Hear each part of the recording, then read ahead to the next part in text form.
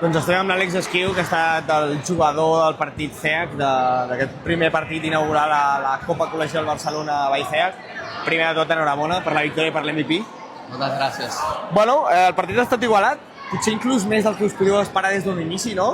Però ells han estat allà en tot moment, però vosaltres sempre us heu mantingut per davant i heu seguit fent el que estàveu fent i us ha servit doncs, per poder endur-vos del partit, no? Sí, la veritat que nosaltres tenim molt bon equip i ells han sabut plantejar el partit molt bé, han estat molt intensos tot el rato, però al final tenim un equipàs i tenim molt bons jugadors i per això crec que ens hem pogut endur la victòria.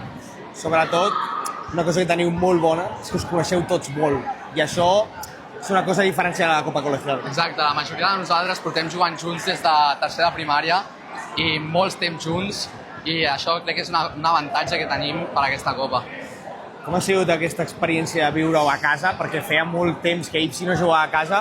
Suposo que molt especial i sobretot per tu que aquest any has marxat d'aquí com a club, no? També xulo tornar a casa, no? Exacte, tornar a casa ha estat meravellós i tindre tota aquesta gent és molt especial per nosaltres i ha estat una molt bona tornada a casa.